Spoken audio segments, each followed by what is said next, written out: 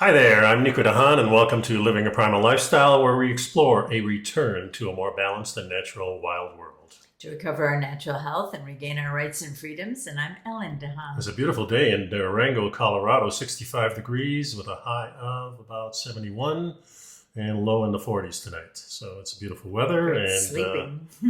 It's what? Good sleeping weather. Good sleeping weather. And where am I here? And we're watching the hurricane. We're watching the hurricane in Florida. Yeah, we are.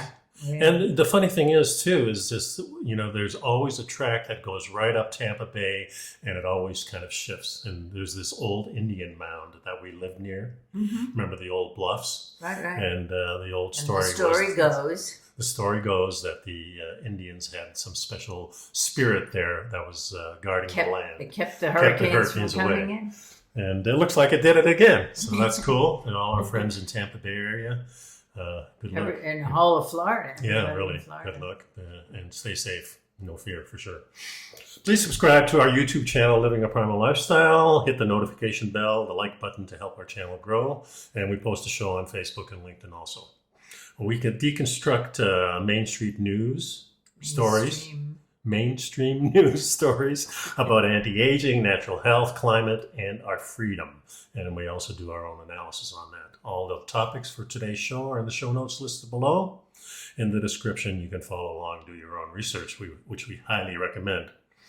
So, do you supplement your diet with vitamins and minerals? If you do, then we highly recommend Mother Earth Labs. Hit the link below the show notes to maximize your nutrition with two of their products, Humic and Fulvic, and essential multivitamins. These two formulas give you all the essential multivitamins, minerals, amino acids required for a healthy immune system, with the ability for your body to actually get them in there and to detox at the same time. And make a great selection of other stuff that may interest you. All right. So first article. Breaking news. Yeah, this came out this morning, and the FDA. The Washington Post. Yeah, FDA announces a new definition of what's healthy. So let's look at this. Food and Drug Administration announced new rules Wednesday for nutritional labels that go on the front of food packages that indicate they are healthy. Yeah, of course, it is voluntary. It's not mandatory, and it says, under the proposal, the manufacturers can label their products as healthy if they contain a meaningful amount of food from at least one of the food groups or subgroups, such as fruit, vegetable, or dairy. Those are the only three. Well, such as. Yeah, such as. And it's recommended by dietary guidelines. So, right away we got, I don't know what the major food groups are these days, and the old pyramid with the grain at the bottom and the, working its way up. Well, food groups are linked into nutritional constraints. Yeah, so you've got just basically three, and that is fat, protein, and carbohydrates. Those are the three food groups. Right. Okay. But that's not what the FDA is referring to. No. But whatever. Anyway, it goes on to say, I digress. Yes. Okay.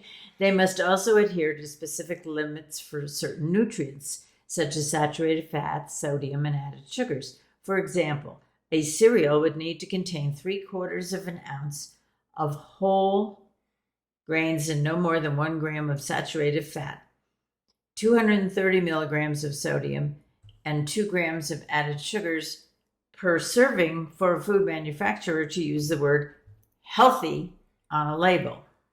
Yeah, the agency is also developing a symbol. What's this, a happy face maybe? Yeah.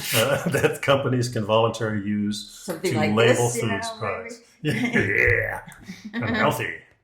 Once finalized, the FDA's new system will quickly and easily communicate the nutritional information through tools such as star ratings or traffic light schemes to promote equitable access to nutritional information and healthier choices. What is equitable access? Equal to available to everyone? Perhaps.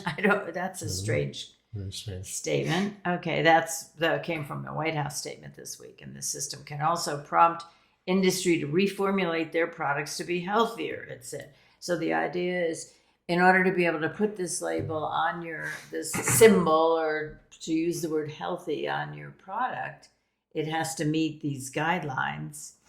And so they're thinking, I'm thinking this is more for processed food in a package with a label on it. oh, yeah, I'm sure. Yeah, not sure. going to grab some fish at the fish market. We'll have no label. Right. You go and get some chicken or some But the beef. apples at the produce section. Yeah, that doesn't have they're not labels. gonna So have these labels. are really signs for what we call processed foods. Except, you know how they have those stickers on the apples and the peaches and the produce. Well, they might put face on there. Yeah, they might put the symbol on the sticker. I don't know. But what constitutes healthy food is a thorny topic among nutritional experts. Would food high in what nutritional science is called good fats be deemed healthy or unhealthy?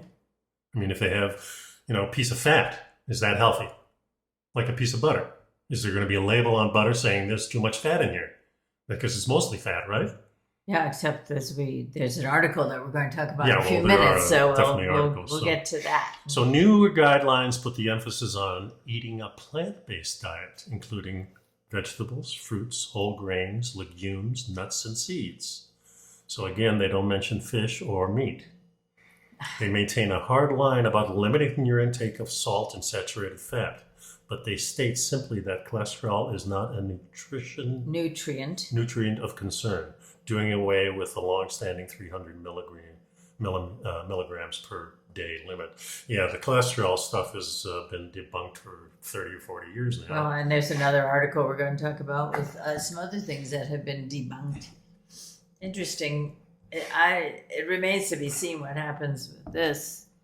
I guess what they've said is, as opposed to putting a loaf of multigrain bread on the shelf that says healthy multigrain bread, it has to meet these requirements in order to be able to use the word healthy. I don't know. Yeah.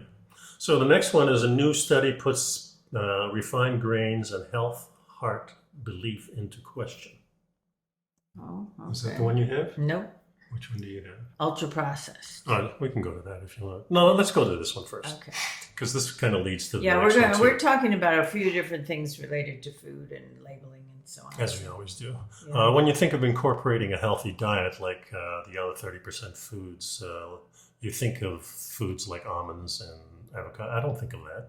Yeah, a healthy diet, foods like avocados and almonds. Okay. Yeah, and refined grains, on the other hand, are probably closer to the list. It says here. To the bottom of the list. Bottom of the list. Yeah, according to the USDA, refined grains such as white flour, white rice, and white bread are grains that have been milled. During the milling process, it says the naturally occurring bran and germ are stripped to extend the grain's shelf life and create a finer texture. But in doing so, milling also strips the grain of its fibers, vitamin Bs, and iron. That sounds like a dietary no-no. And it turns out maybe not. And we've talked about this in the past years. And the premise is this, that about 5,000 years ago, the Chinese invented the white rice. Now, natural rice is not white. It's only white when you mill it and taking those outers and the husk off, and you're taking the bran out, and you're taking out those things that they're talking about in here that are supposedly good. But these are the things that really cause a lot of problems in the stomach. So what the Chinese wanted to do is kind of extend the food that was disappearing, which is the fish and the meat that we always talk about. So when those things disappear, you start adding something in that is kind of like a filler that doesn't have a lot of bad stuff in it. It doesn't have a lot of good stuff in it, but it satisfies you. And for a large population, which even in those days, China was probably pretty crowded. But in the areas where people were living, it was crowded. Yeah, so they invented this, and later on we did this to bread, the white bread, and cereals and things like this. And then in the 60s, it came out, oh no, we're doing it all wrong, that we need to eat these whole grains instead. And turns out with the rice, that wasn't such a good idea. Not only rice, I think it's also with the wheat and the barley and things like that, is all we're trying to do is extend the good food, and we don't want anything mixing in there. So if you're stripping stuff away, the white bread isn't that bad. It's not that good, but it's not that bad either. Sort of neutral. Yeah, it's kind of a neutral thing. So some of the problems I had personally with eating bread and cereals, it just wasn't that good for me. I mean, it just upset my stomach. It doesn't agree with me at all, and And that's not to say that you shouldn't be eating any of these things. It's I a think, personal thing. well, I don't think they should be used as staples. I think the staples are your protein, fat meals. Like we always said, the ribeye or some fish, things like that are your staples. And then we can add other things to extend those things. And I think this is really what you're talking about. No, there was a study in 2019 that was published by the Journal of the American Medical Association. It examined nearly 44,000 U.S. consumers between the years 1999 and 2016, and then established their scores on a, quote, 100-point healthy eating index, close quote. That was, and they were working on at that time. And they said that they credited at that time a large part of the success of the diet to higher intakes of high quality carbohydrates such as whole grains. Yes, but now according to one recent study, those refined grains we've been talking about to stay away from and they're dangerous, now they're thinking that maybe they're not. Yeah, so all right, so they found no association between eating refined grains and an increase in heart or increase the risk of diabetes, type 2 diabetes. Right. So, all those years they were screaming, don't eat this and don't eat that. Well, it's not the refined grain that's affecting people's health. It's the other stuff that comes with it. Yeah, and the article then goes on to say refined grains are included as part of an unhealthy or Western dietary pattern, which has shown to be associated with increased risk of cardiovascular disease. But also, refined grains themselves are not to blame. And so it's more the accessory ingredients in the Western diet, like excess butter, fats, or sugars, might be the culprit here. Yeah, and butter, we'll talk about butter a little bit later. When they just throw words in here, it depends on the type of butter, naturally. It depends on the type of other ingredients. Yeah, so what I'm thinking, my stance on this whole thing is that, no, this stuff is not going to hurt you as long as you don't make it your main meal. In other words, if all you eat is the bread. Well, yeah, of course. But even if you make it like 50% of your diet, it's probably no good. If you make it 5%, it probably doesn't hurt you. Maybe 10% it doesn't hurt you. I don't know. Well, I think what it comes down to is that it's all about everything you eat together. True. So even here it says any increased perceived risk of cardiovascular disease, stroke, or heart failure previously associated with eating refined grains is likely a confounding variable that should be attributed to other foods that are common in that unhealthy diet, of which refined grains are often a large part. Yeah, it's kind of like if you eat a couple of potato chips, it's not going to hurt you. If you eat the whole bag and you do that every day, then it's not going to be too good, right? No. Okay. So the next article is related to this. What are ultra-processed foods and what should I eat instead? In many households, ultra-processed foods are mainstays at the kitchen table. These products include things like breakfast cereals, muffins, snack bars, sweetened yogurt, soft drinks, energy drinks too. Almost 60% of the calories that adults in America eat from ultra-processed foods, they account for 25 to 50% of the calories consumed in other countries. That's England, Canada, France, Lebanon, Japan, and Brazil. I'm sorry, I was there's two that start with what are ultra-processed foods. Okay. Every year, food companies introduce thousands of ultra-processed foods with an endless variety of flavors and ingredients. And these products deliver potent combinations of fat, sugar, sodium, and artificial flavors. And they're what the scientists call hyper-palatable.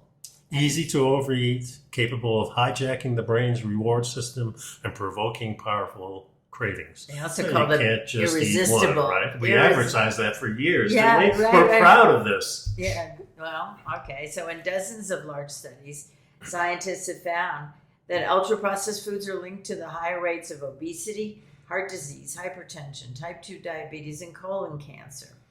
And a recent study, more than 22,000 people found that people who ate a lot of ultra-processed foods had a 19% higher likelihood of early death and a 32% higher risk of dying from heart disease compared to people who ate few ultra-processed foods. Yeah, just think about the article before that. We were talking about bread and white bread, which is definitely an ultra-processed food. And like we said, if it doesn't do much damage if you just eat a little bit. So, having it as an accessory to your meats and your fish and your other things is not going to be too bad. But if you're eating these on a constant basis, and if you're also eating the junk food, so if you're having breakfast cereals, then for lunch you'll have some bread sandwich, right? Then for dinner you might have potatoes and or rice and things like that. So you're eating a lot of carbohydrates. And our contention is that carbohydrates should be restricted, because not because they're bad, because in nature you just don't find them in the same percentage. Our bodies were not evolved to subsist on carbohydrates. No, because they were never there. Right. And you wouldn't eat them, because if you go out in the woods and try to eat carbohydrates, most of them are poison. They're not palatable. They're not good for you. Right. And you're not going to do it. So we found a way to do that through our profit system of making foods a highly profitable thing, as long as we make them highly processed at the same time. Yeah, well, because fresh food is not going to be very profitable. Well, fresh food, the problem is it goes bad before you can sell it, and then you have to throw it away, and so you lose money on it. But it's very interesting. The first paragraph of the next section really struck me as thought-provoking. Yes. The growing focus on ultra-processed foods represents a paradigm shift in how the scientific and public health community is thinking about nutrition. Instead of focusing on the nutrients, calories, or types of food, the emphasis is now on what happens to the food after it's grown or raised, and the physical, biological, and chemical processes that occur before we eat it. Yeah, and this is the process of the shaming of the meats and the fish, and now we have the fake stuff that they still call fish or meat, maybe, and these are highly processed foods. These are exactly the foods that they're talking about in this article, and they're going to be promoting in an article that comes up later. Well, saying, this is the switch that we want you to do. Well, basically what happens is that the imitation meat is created by adding back in fat and vitamins and minerals. Yeah, and when you're adding in stuff, most of these companies are putting in the high quality. I mean, high quality fats are expensive. Yeah. So you're not going to be adding that in. The other things that the sodium, which we talked, the salts, right, the sugars, different types of stabilizers to make them seem like meat. And also so they last on the shelf. Exactly. So it says ultra processed foods at their core are industrial concoctions containing a multitude of additives, salt, sugar, and oils, combined with artificial flavors, colors, sweeteners, stabilizers, and preservatives. Typically, they're subjected to multi-processing methods that transform their taste, their texture, and appearance into something not found in nature. Think frosted flakes, hot pockets, donuts, of course, hot dogs, cheese crackers, macaroni and cheese. That comes in a box. Yeah, they all come in boxes, pretty much. Yeah. So in a rigorously controlled clinical trial that was carried out by the National Institutes of Health, scientists compared what happened when they fed a group of people a diet of ultra-processed food for 2 weeks on a separate occasion, and on a separate occasion, a diet matching meals that are mostly made from scratch. And both diets contain similar amounts of fat, sodium, sugar, and fiber, and everyone was allowed to eat until they were satisfied. To the researchers' surprise, people ate substantially more calories when they were fed the ultra-processed foods. On average, they ate about 500 more calories a day, which are roughly the amount in a large order of McDonald's French fries.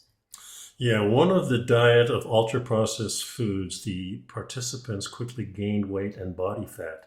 But on the unprocessed homemade diet, the reverse happened. They lost weight, they had reductions in cholesterol, and an increase in their levels of an appetite-suppressing hormone called PY. Why do they come up with these? Well, it's an abbreviation. Yeah, it's an abbreviation, you're right. PYY. They experienced a drop in their levels of ghrelin, which is known as the hunger hormone. This is what makes you satisfied. It's not clear why unprocessed food and ultra-processed food had the different effects. I think the reason is because ultra-processed foods already have the job done of digestion. So they enter the bloodstream. Well, they break down anyway. They break down much quicker, and therefore your blood gets the carbohydrates and the sugars and all these artificial ingredients more readily, easier. So your body is whacked kind of with something instead of this slow process. And, just think of the hurricane coming in really slow, but what if it was 50 miles an hour instead of 8 miles an hour or 5 miles an hour, slamming into the coast? And this is kind of the analogy that I see what's happening here.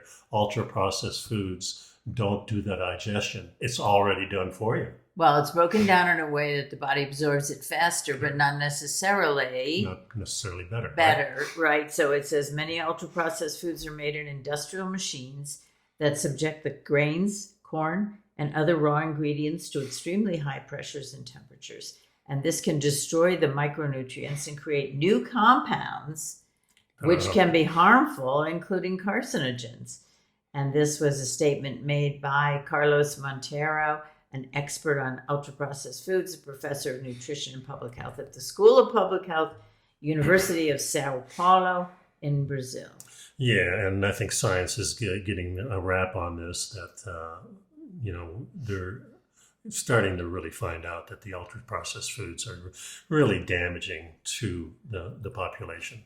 And the question is, will the marketplace make any changes based upon these findings? Will they stop ultra-processing the food? Well, the companies, I don't think are. I mean, there might be some companies that are thinking, hey, let's change some things. But generally, a profit-based company is going to first concern is going to be about the profit and not so much about the health of the people. Well, of course. That's what I'm saying. Yeah. So you should, it says here well, that... how do you find less process? So finding less problems, you should eliminate sugary sodas, sports drinks, which have many additives, little or no nutritional values. Substitute with sparkling water, lime, or just drink water. And don't use fruit juice either, because that's full of sugar. Yeah. So if you need the convenience of ultra-processed food, check the labels, comparison shop, try to pick, fewer ingredients, things like that. If it's in a box, if it's in a can, maybe you should just use that on emergencies and, when you can't find anything else, that type of thing. Kind of like the animals do. There's no great food around. We're going to eat whatever we can eat, and hopefully around the corner there's something better. That's what the animals do. That's what we should be doing too. We should be reading labels, and we should be making decisions based on and paying attention to the studies that are coming out and looking at the source of the food. And so it's not just a matter of eating hamburgers every day. It's a matter of where's the meat coming from and what kind of meat, what kind of food are you eating? And hamburgers itself isn't too bad. No, not if it's made from good food. Exactly. Good food. Okay, so let's go on to the next. And, it does say here that experts have been calling for aggressive public policies such as stricter food labels and health warnings that might push the food industry to make healthier products. But every article that you read talks about the fact that, well, we don't know for sure, and we need more information, and we're calling for stricter labeling, but realistically, let's not move too fast here. Let's not be too hasty. Right. Okay, so the next article is plant-based meat actually good for you? Is plant-based. Yeah. People always think a plant-based diet is better for you. I don't think people think that. I think that's the promotion that they're doing. That's what, yeah. But it really depends on what plant-based foods you eat, says this doctor, a professor in the Department of Food Science at the University of Massachusetts. He says, in general, it depends on how they're designed. So remember, they are designed. That's the thing. Yeah, and not by the creator. It's talking about are fake meats good for you rather than the real deal? Are they more nutritious because there are plants in them? And so it says this particular one that they were looking at, what was it? Well, they're talking about making meat. So they're talking about the Impossible Whopper. Yeah, so unlike plant-based burgers, the ones that are made up of black beans. Mashed up black beans. Yeah, patties created by Impossible Foods and Beyond Meat are going for the same taste and the mouthfeel as an all-beef patty. So they use either soy or pea protein as the base, and then add in, usually, some type of fat like coconut oil or palm oil to help match the soft texture of meat, a thickener to bind it together so that the patty doesn't fall apart, and then oftentimes natural or artificial flavors to help give a meaty taste. And voila. There Voila. And Impossible Foods and Beyond Meat add vitamins and minerals are typically found in 100% beef. Why would they do that? Yeah, Because why it's don't you good for just you? eat beef? Exactly. Yeah, right. Well, Niacin. they know you have to have this stuff. That's right. Niacin, zinc, vitamins A and D and B12. And Impossible Foods also includes humic, which which is a iron derivative. You know, if they're adding this in there, they know this is really what makes the beef really healthy. Well, But the problem is they're eating, most of the time they'll do these artificial ingredients because they're longer shelf life. Yeah, of course. Yeah. Well, also the thing is, one of the things that's important about eating meat and organ meats and fish and so on is because we need iron, and beef gives us a lot of iron And B12. And well, I'm just talking about iron at the moment, because what they're doing is they're putting in a fermenting yeast, which is that heme, which adds iron to the product. And there's more, and then it says, because they're plant-based, there's more dietary fiber in the alternate meats. Yeah, which is plant fiber, and we can't digest as well as it takes a lot longer. Insoluble fiber. Yeah, which we really are always questioning whether it's good for us or whether it's not. Well, it says the top line is that you could pick a study that comes to any conclusion you want it to. Oh, that's true. So they're saying, but the point here is that protein peptides from real chicken are more water soluble in the human gut, which means they have an easier time making their way into your cells to help your body do things like rebuild and maintain muscle. So there's extremes on both sides of the argument. The arguments and discussions are way too broad for you to actually draw any meaningful conclusions. There's not enough of a Oh, sorry, I have the hiccups for some reason. It's okay. There's not enough of a deciding factor in either direction. The author says fake meat is better for you. To say that is not any better than real meat is better for you. Well, I would say, real meat is better for you. I think it's easy to say that, and I think. Well, what the researcher is arguing, he says, is if we're going to make a transition to plant-based foods, we do it in a way that's going to have positive. Will it scare you a little? This is scaring me. I don't understand why it's not working.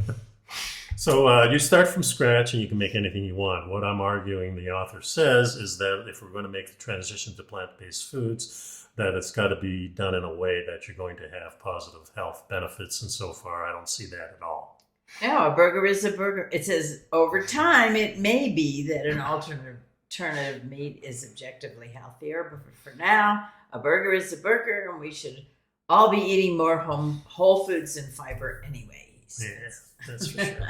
That's for sure. That was an article that came from Condé Nast. Yeah, I have a new article here from tastingtable.com by Jennifer Sweeney. Is it dangerous to drink beverages that contain sodium benzoate? Yeah, we were, years ago, somebody pointed out that sodium benzoate was like formaldehyde, and you shouldn't drink. It's a lubricant that we use in industry for ball bearing. So they make them nice and slippery. The FDA came along. One of the signs that says, hey, there's no taste to this, and there's no vitamins and minerals, so it can't be bad for you. It says here that through the FDA years ago. Yeah. So it says here that sodium benzoate helps deter mold and bacteria from growing, and provides us with snacks and drinks that maintain their flavor and integrity for years. It's a man-made preservative that prolongs a product's shelf life. Yeah. And it was the first additive allowed in foods by the FDA. Yeah. And the problem is, of course, does any really good food last years? Right.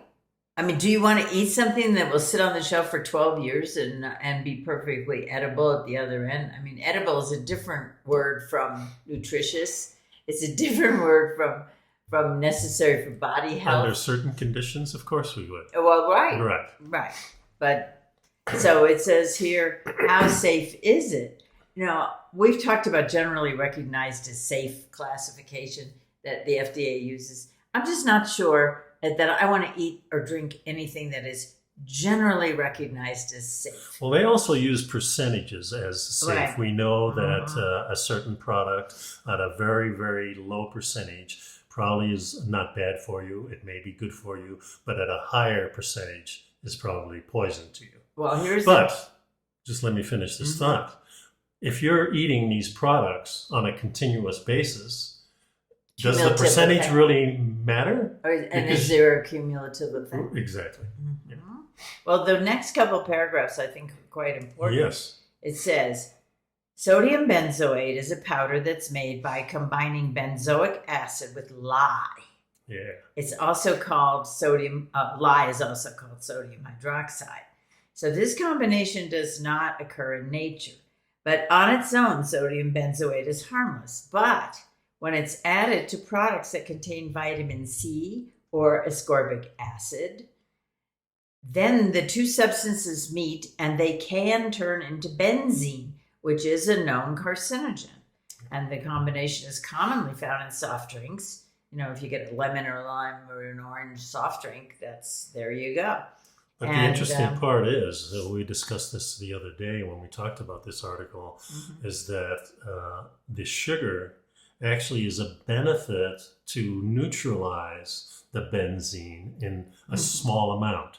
So the sugar actually adds as a buffer, but not so with artificial sweeteners. That's right. And we've been talking about artificial sweeteners for years, that they are worse for you than the actual sugar itself. None of them are good, and especially if you're drinking large quantities. You're drinking a soda a week or two a week, it's not going to be a problem. It's if you're going to use it as a staple, instead of drinking water. Well, I had one colleague that was chain drinking diet soda. Literally chain drinking, never without that diet soda. And little by little, and we had read some studies quite a number of years ago that the artificial sweeteners leach some of the calcium from your bones. Right. And so all of a sudden she stepped off the wrong way on her garage step and broke her foot. And usually these people who are doing this are also heavy. So the bones are under more stress. Yeah, she was not heavy. But because of the amount of diet soda that she had been drinking, she began having broken bones. Wow. Well, I think there was a connection. Sure. Makes total sense to me. Well, it says here that in addition to possibly forming a carcinogen, a 2016 study that was published in Physiology International linked the additive to tissue inflammation. And a 2014 study published in the Sage Journal found a correlation between sodium benzoate and ADHD. And then it also, this particular preservative tends to decrease leptin, and leptin is one of the things that controls your appetite. So you would eat more and not necessarily good stuff. So it's pretty interesting. Yeah. So soda cans and, it's not just soda that has this in it. You'll find some just read the label. You'll find it in a lot of things. And a lot of them aren't labeled with this in it, too. If there's a certain amount, a real minuscule amount, like they put in fruit juices, they may not label it. They do find the normal amount, though, in these fruit drinks, which aren't fruit juices. Right. They're just derived from fruit and they have a flavor of the fruit. Yeah, so drinking water and maybe some alcohol beverages, green teas and coffee and things like that. These are the things that you should be drinking. Sodas is kind of we use it as a treat once in a while because it is kind of pleasurable. But normally I don't even touch the stuff unless you're having one. Once in a while I have a little homemade beer. I don't drink beer or wine. No. So if we're out having dinner or something, you have a beer. I'll have a Pepsi. Pepsi if I can get it, right? All right. Okay, so let's go to another drink then. Coffee. That's right. Drinking several cups of coffee every day can help you live longer, research finds. Turns out that drinking a few cups of coffee every day may actually do more than just give you a jolt, and it can help you live longer. This is something we're always after. Yeah, and we've been talking about, we've had a number of articles about coffee over the past few months. We love coffee. Yeah, and you know, it's funny because I've been doing like 2 cups of coffee a day, and now I read this article and I thought, maybe I should have one more cup. Well, 2 or 3 cups a day is actually, it's not that much coffee. It's going to give you more than a jolt. It's going to help people live longer, reduce the risk of cardiovascular disease. And a new study published in the European Journal of Preventive Cardiology found the benefits were regardless of whether you had caffeine or uncaffeinated or decaffeinated. Mm-hmm. So whether it was and instant it also or was ground, regardless of whether it was. Yeah, we always think that, naturally we want the flavor the of fresh that, ground. the fresh ground. Mm-hmm. So we have a machine that grinds it for us, and I think that's a better product for sure. But remember, it says here that the benefits, regardless of whether it's ground or instant. Well, I do think, let's just put it in perspective here. If you have ground coffee and you have it sitting around for 6 months, probably a lot of that nutrition is going to be gone. Right. If, however, you're just grinding it and then put it in, it's the same as, it's fresh. Yeah. It's fresh. So. Ground, instant, and decaffeinated coffee were associated with equivalent reductions in the incidence of cardiovascular disease and death from cardiovascular disease or any cause, said the study author. The results suggest that mild to moderate intake of ground, instant, and decaffeinated coffee should be considered part of a healthy lifestyle. And now, there was a study that followed the participants for approximately 12 years. Okay, so, and they were looking at 450,000 people in this study. And during that time, the cardiovascular disease was diagnosed in about 9.6 of the total. Those who drank 2 to 3 cups of coffee a day had the lowest risk of developing the disease, and those who drank ground, instant, and decaffeinated coffee found a reduced likelihood of the ground coffee was 20% reduced, the instant coffee was 9% reduced, and decaffeinated coffee was 6%. So reduced. There was a big difference between the two, even though the percentage still went up. Yeah, it was better, but the ground coffee won that one. And then it says an additional 30,100 people were diagnosed with arrhythmia, and ground and instant coffee were found to reduce the risk of arrhythmia. But in that case, decaffeinated coffee didn't help. Yeah, researchers looked at other areas. Drinking even more coffee made a difference for this condition, with those drinking 4 or 5 cups a day seeing a lower reduced risks. Those drinking 2 to 3 cups also saw a significant risk. So that's interesting that... Reduced. Reduced risk.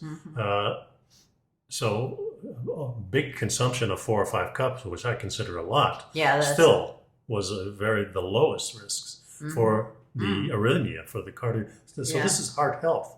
This is important. A lot of people have arrhythmia. And a lot of people are cutting back on coffee, thinking that it's bad for your heart. That's right. And this is That's been conventional wisdom. Yeah. That's right. By the end of the study, 27,809, about 6.2% of the participants had died. However, it was discovered that all types of coffee were linked with a reduction in death from any cause, with 2 or 3 cups a day seeing the greatest benefits. Again, ground, decaffeinated, and instant coffees were linked with a 27% and 14% and 11% lower risk of death, respectively. So the ground was definitely the highest. The highest. Now, the interesting... Almost more than double. Quite significant. Yeah. Statistically significant. A quarter of,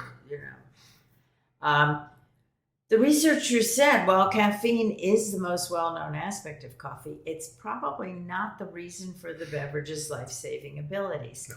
Apparently, coffee has more than 100 biologically active components. Remember, it's a fruit. It grows on a tree. It's a fruit. It's probably the most nutritious fruit. Very high in antioxidants. Definitely. Yeah, you want to read the next paragraph?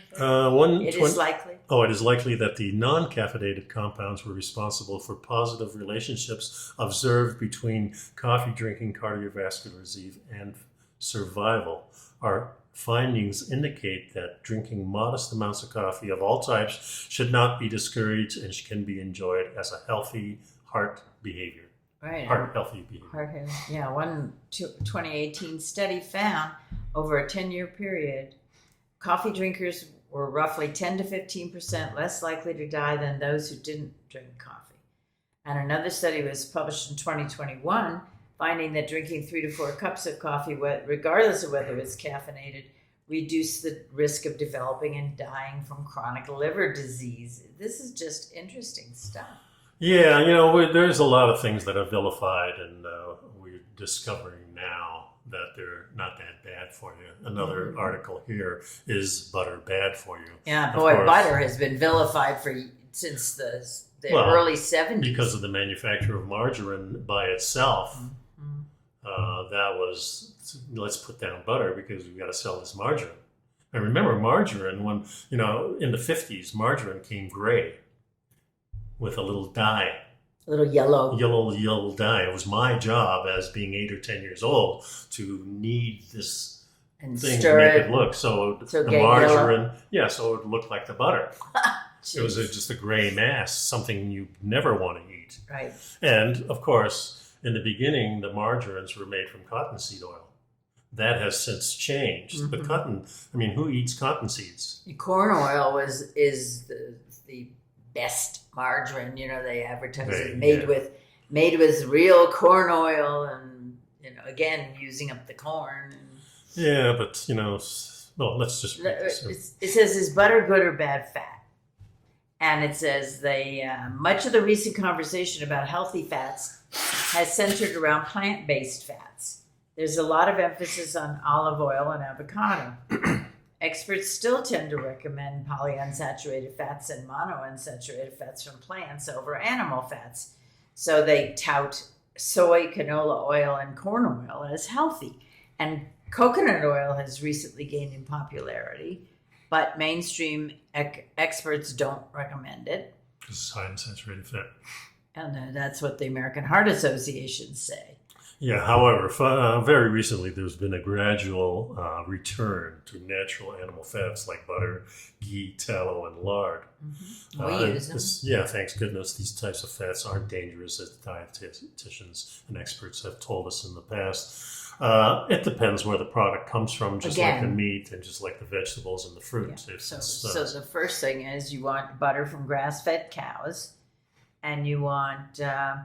because they have a higher level of nutrients and vitamin K2, which is difficult to get, but you absolutely need it for health, and the omega-3 fatty acids. So you look for grass-fed, unsalted butter or salted butter. And a high-fat diet is not necessarily bad either. Again, the fats want to come from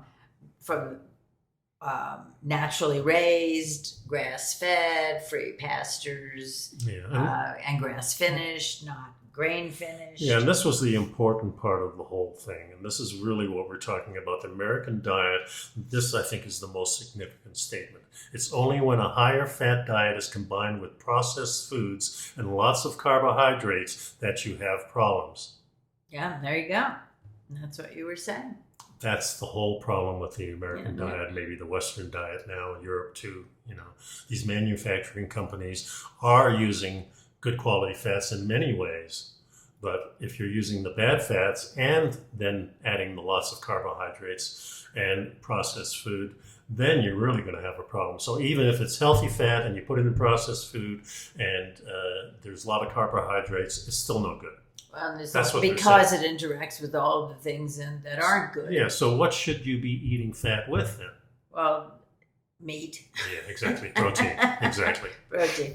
So here it says there was a 2010 meta-analysis of nearly 350,000 people that found no link between saturated fat and heart disease.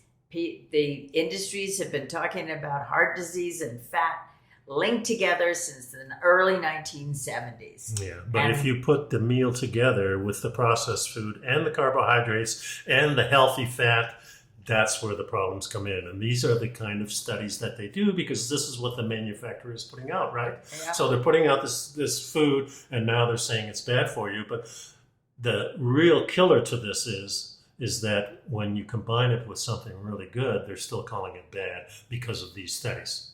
So in other words, if you're eating a ribeye, oh, look at all that fat, it can't be good for you. Simple as that, right?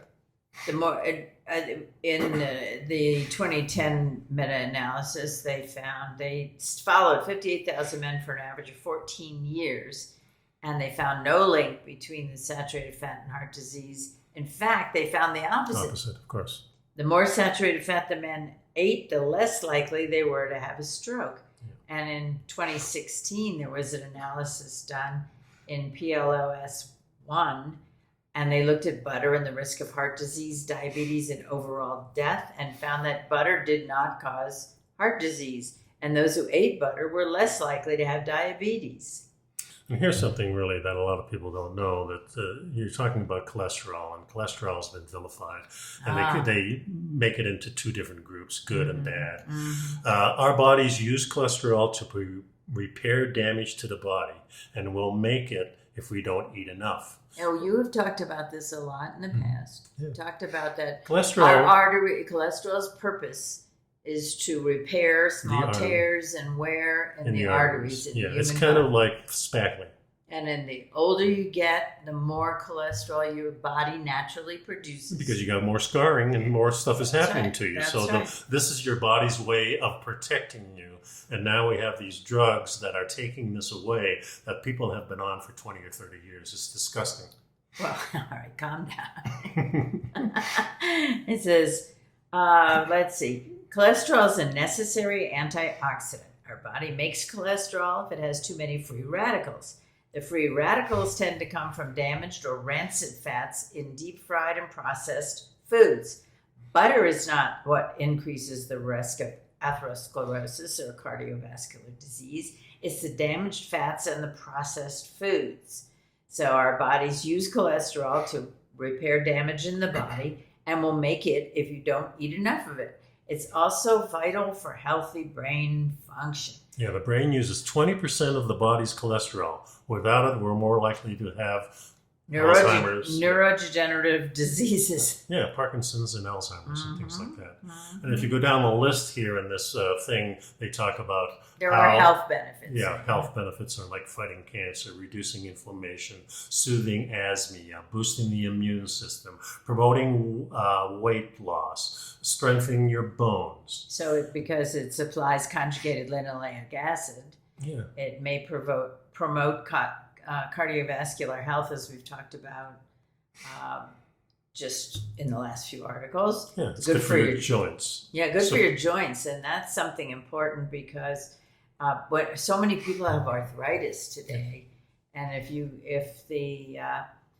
let's see what they say. Butter is a unique source for anti-stiffness factors called the Wolzin factor or stigmasterol. This compound helps us avoid or reduce joint problems like arthritis. The same nutrient helps prevent calcification in other parts of the body, and arteries are one example. So it may also help with cancer. So these short-chain fatty acids may reduce the risk of colon cancer.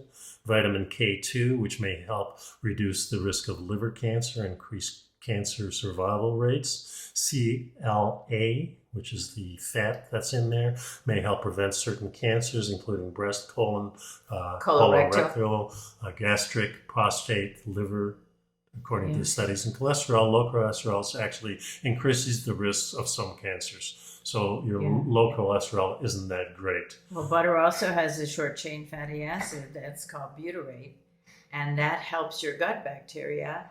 Butyrate is the preferred energy source for the cells lining the gut and got its name from butter. It says butyrate supports gut health by improving electrolyte absorption, lowering inflammation, restoring the gut lining, lowering oxidative stress, and improving intestinal motility. And it turns out that your teeth can heal. Butter is a good source of fat-soluble vitamins that are necessary for the aspect of health. These vitamins, which are A, B, E, and K2, D.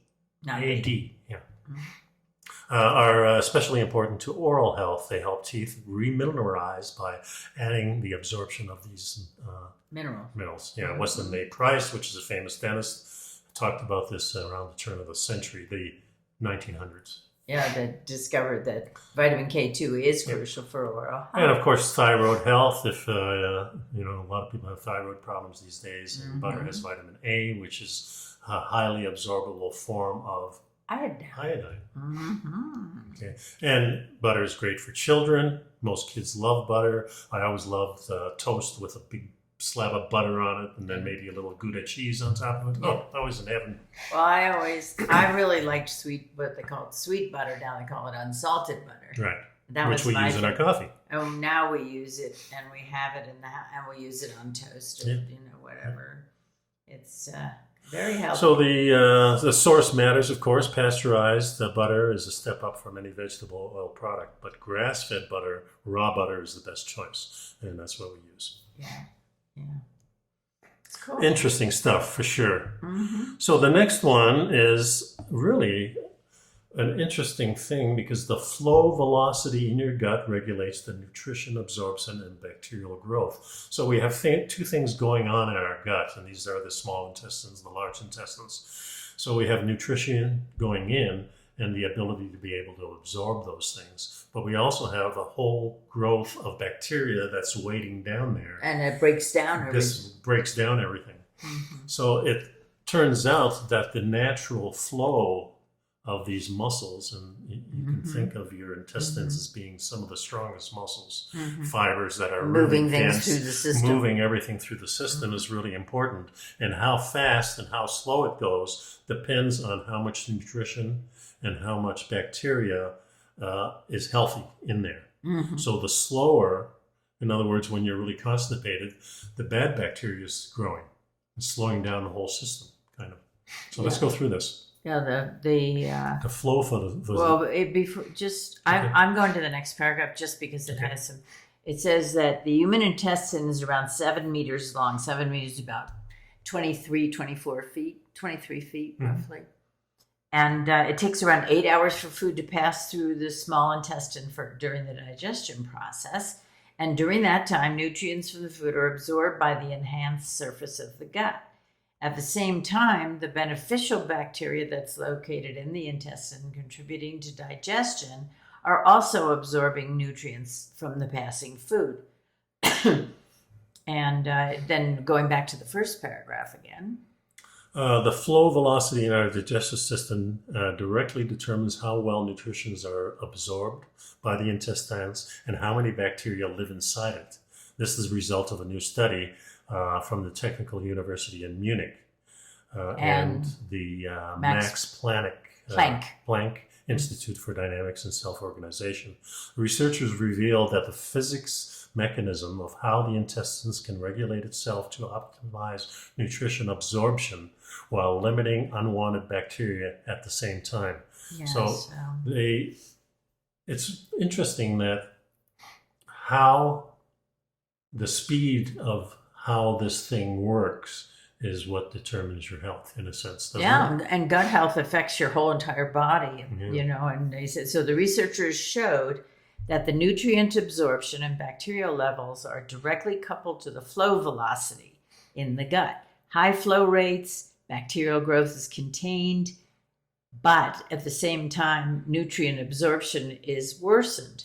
On the contrary, a low flow can improve nutrient absorption, but it favors excessive bacterial growth, which can be harmful to the digestive system, and particularly over a period of time. So this is why the medicine man would maybe prescribe a certain type of remedy, like an herbal remedy of some kind, saying, I'm constipated, well, we need to get that flow. Right now you're getting lots of nutrition, but however, the other bacteria that's in there may be overwhelming. Making you sick? Yeah, making you sick. So here's some more nutrition to help you pass that through, that type of thing. And it says here that What happens when the gut is not working properly? And it says, so the answer is any disruption in the gut flows and in the feedback mechanisms may lead to excessive bacterial growth, and that can then manifest itself in the symptoms of chronic fatigue, headaches, poor nutrient absorption, and bloating. So headaches are Headaches, you wouldn't think. yeah. So it's a sign that your digestion isn't moving along because the bacteria growth is putting stuff in your bloodstream. Toxins in your bloodstream. Going to your brain. Pretty interesting, huh? Yeah. This can have serious consequences on your health, for sure. Mm-hmm. So, last article, which we were going to discuss last week. We ran out of time. Well, we didn't run out of time. We just ran out of energy, I think. Well, it was a longer show last week. No, it was a shorter one. We it was thought it was one? longer. It was just... What did we... this might be the one from 2 weeks ago then, because we had one show. Well, whatever. Anyway. 90 will be the new 40 in 10 years' time. Yeah, so I see the headline and I thought, Yeah. Okay. This All is right. good news for us. This is good because we've been talking a lot about how you can maximize your longevity, but also create more quality in your life so that you feel like you did when you were 40 if you're now 70. Yeah. And that you still have the energy level, you still have the ability to function and the feeling good, getting up in the morning without aches and pains, and so on. So I'm thinking, all right, let's see what they have to say in here. And it says, it turns out that this is all about an app. I know. I was so disappointed. Well, I kind of actually wasn't so much disappointed as I laughed. Yeah. It was amusing because, and what's the app? Well, basically the app is how you track what you're doing in your life. And The aim of the program and the app is to encourage users to develop healthy habits that will reduce their psychological age. Physiological age. The psychological age is a whole different discussion. That's for sure. Enabling them to feel younger than their calendar age. Yeah, so what it all came down to was, okay, first of all, they're talking about a technique called therapeutic plasma exchange. So in other words, you actually get a blood transfusion with young blood. This is kind of health for the rich. I don't know what this is. This is a lot of, well, I've read some stories that a lot of rich people are, getting their plasma from younger people. So if you're 60 or 70 years old, now you get plasma from a young, healthy person. And those platelets are all replaced from your old ones are going out and new ones are coming in. Well, it says this is not something that our mainstream health it's not going to be available to the general. No, exactly. Right. Well, it says in one study, the technique was shown to slow down several aspects of cognitive decline in patients with mild to moderate Alzheimer's disease. In animal studies, it was shown to reverse skin, pancreas, muscle, and cardiovascular aging. But in the meantime, we're talking about an app. So really what it came down to was the app is intended to encourage you to manage your stress, eat a healthy diet, be physically active, get a good night's sleep, and stimulate your brain. And how do you get rid of the anxiety from looking at this app all the time? Oh boy. When it comes to stress management, the most important thing is having a posse and purpose. So as friends, you gotta have friends and do something. get you. No, it's just to be a little more serious about it. They do it. We've talked about it too, and it's very important to have a support system and to have people around you that you can go to, that you can vent to, that you can rely on, that you can ask for help or you can help. Yeah, and I think if you need an app to do that, you're probably in trouble already. So maybe the app will help you. I don't know. Well, and having the app is again, it's kind of a symptom of what's going on with too much reliance on technology and too many people spending too many hours on their devices. I remember when the whole app thing started. I was excited about, this looks cool. This is app. We got about 55 apps on the phone. Yeah, but I use 2. I know. We need to get rid of some of those. Exactly. This is my point. I got all these cool apps, but do I have time to do it? No, I spend too much time on this damn thing anyway. Yeah, right. So yes, you do. Yeah. So the rest, the rest is really, you're going to be tracking things, which is fine. Yeah, and that's fine. But if you're doing things on the spur of the moment and you're just being healthy and you're eating well, I don't think you need to keep a track of that. Well, I mean, there are people, like, I'm a list maker. I like to make a list and then I like to cross it off and feel like I've accomplished something.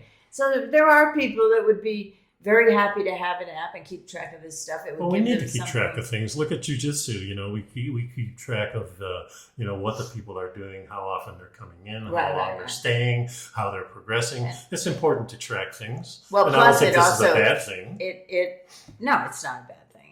But in jiu-jitsu, you're tracking who's ready for next promotion, that kind of thing. Yeah. Now, the thing is that this particular app is a subscription. You can't just get the app and use it. So it's going to cost you some money. Yeah, monthly or annually. So, and you can have a 10-day free trial. But,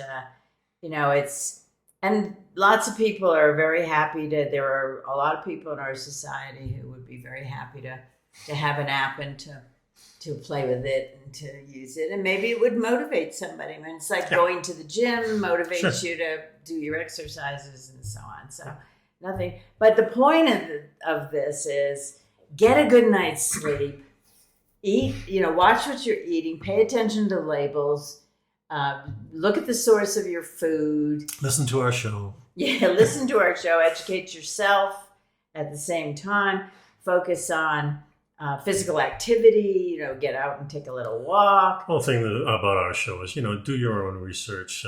We're just presenting these things. We've got just the find articles. Interesting articles. Yeah, and the research is good.